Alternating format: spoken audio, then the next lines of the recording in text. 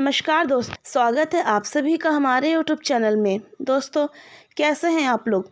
उम्मीद करते हैं आप लोग बहुत अच्छे होंगे। दोस्तों, सिंदूर औरतों के सुहाग का प्रतीक होने के साथ उनके श्रृंगार में भी बहुत खास होता है।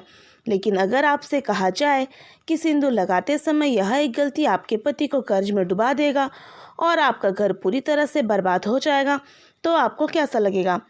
दोस्तों, घबराने की कोई ज़रूरत नहीं है। मैं आपको डरा नहीं रही हूँ, बल्कि मैं आपको सावधान करना चाहती हूँ। क्योंकि दोस्तों, बागेश्वर धाम के गुरुजी ने अपने भक्तों को सिंदूर लगाने का कुछ महत्वपूर्ण तरीका बताए हैं, जिन्हें जानने के बाद आप अपने पति का किस्मत बदल सकते हैं।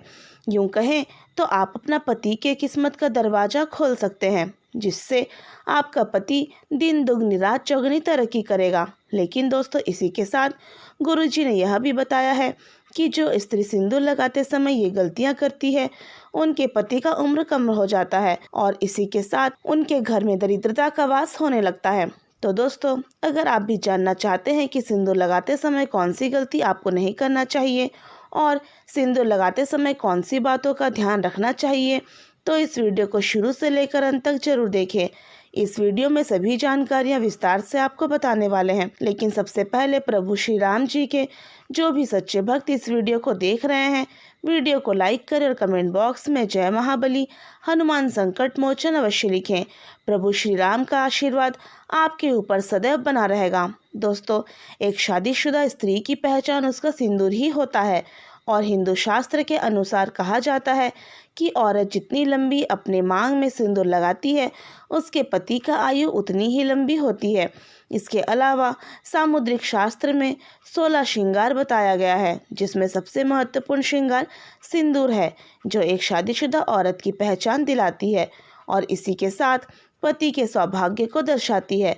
लेकिन इस कलयुग में औरत खुद को मॉडर्न बनाने के लिए मांग में हल्का सा सिंदूर लगाकर अपने बालों से सिंदूर को छुपा लेती है, जिसके वजह से उनके जीवन में तरह तरह की परेशानी उत्पन्न होते रहते हैं और फिर वो स्त्री अपने किस्मत और भगवान को दोष देते हैं। लेकिन आज का ये वीडियो देखने के बाद आप समझ जाएंगे कि हमारे द्वारा की गई गलतियों के अनुसार हमें फल की प्राप्ति होता है। जी हाँ दोस्तों, गुरुजी कहते हैं, जो औरत नहाने के तुरंत बाद अपने मांग में सिंदूर लगा लेती है, तो उनका पति कर्ज में डूबने लगता है।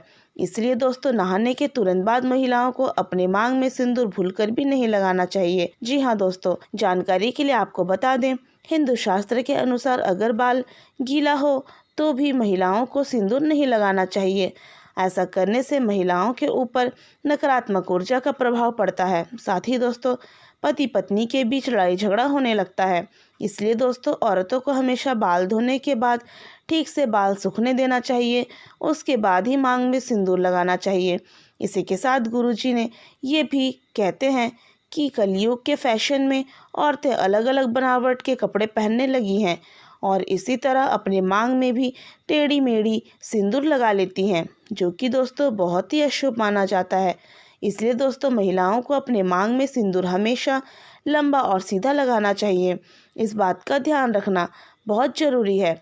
जो महिलाएं सीधी मांग में सिंदूर नहीं लगाती हैं, उसके पति के सफलता में तरह तरह की समस्याएं उत्पन्न होती है, जिसके वजह से उनका पति सफल नहीं हो पाता है और फिर पूरे जीवन असफलताओं का सामना करते हैं।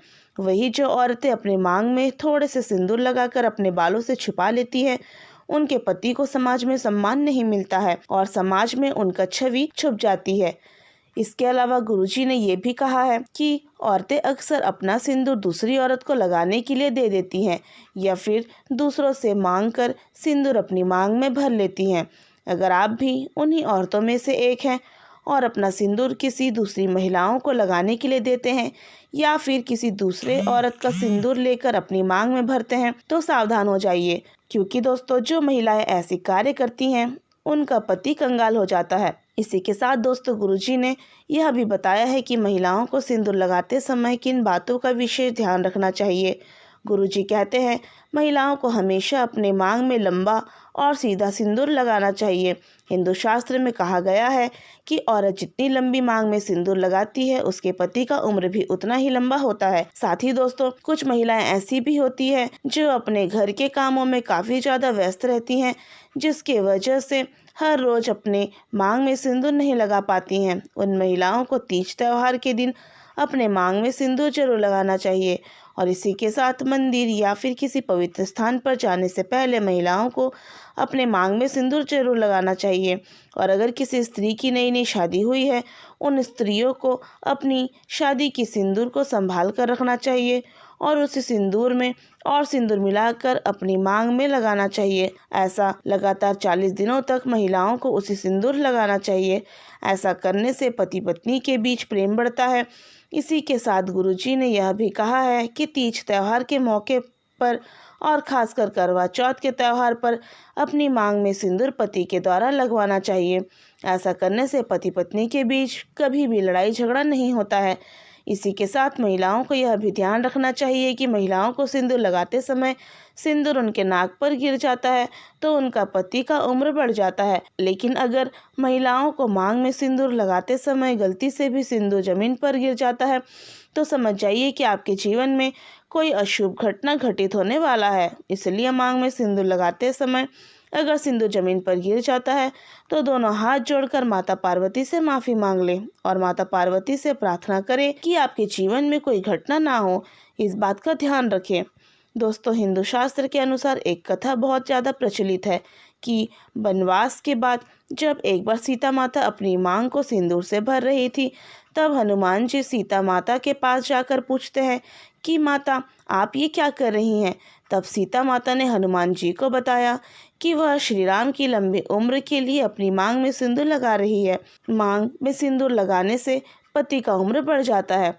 तब हनुमान जी ने सोचा कि इतना सा सिंदूर लगाने से प्रभु श्री राम का उम्र बढ़ सकता है, तो क्यों ना मैं अपने पूरे शरीर पर सिंदूर लगा लूं। इससे प्रभु श्री राम का उम्र और भी बढ़ जाएगा। और तभी से हनुमान जी पर सिंदूर चढ़ाने की प्रथा बन गई। तो देखा आपने, अगर सिंदूर में इतनी शक्ति है कि वह भगवान की उम्र को बढ़ा सकता है, तो इंसान की तो बात ही क्या है। तो सिंदूर वास्तव में महिलाओं की सौभाग्य से जुड़ा होता है, क्योंकि हर एक इंसान के भीतर 7 चक्र होते हैं और जो महिलाएं नियमित रूप से अपने मांग में सिंदूर लगाती है, उनके 7वां चक्र यानी कि आज्ञा चक्र बिना किसी मेहनत के एक्टिवेट हो जाता है। और जब किसी व्यक्ति का आज्ञा चक्र जागृत हो जाता है तो उसके जीवन काल में होने वाली घटना के बारे में उसे पहले ही संकेत मिल जाता है, जिसे जानकर वो अपने आप को सुरक्षित कर लेते हैं और होने वाली घटना से आसानी से बच जाते हैं। जी हाँ दोस्तों, जानकारी के लिए आपको बता दें कि बड़े बड़े तपस्वी को अपने आज्ञा चक्र को जागृत करने के लिए सालों साल तक तपस्या करना पड़ता है। वही महिलाएं अपनी आज्ञा चक्र केवल अपनी मांग में सिंदूर लगाकर जागृत कर सकती हैं। तो दोस्तों, उम्मीद करते हैं आज का यह वीडियो आप सभी को अच्छा लगा होगा। तो वीडियो को लाइक करें और कमेंट बॉक्स में ओम नमः शिवाय जरूर लिखें। अपने दोस्तों में इस वीडियो को शेयर जरूर करें। ऐसी ही ज्ञानवर्धक वीडियो देखने के लिए चैनल को सब्सक्राइब जरूर करें। धन्यवाद।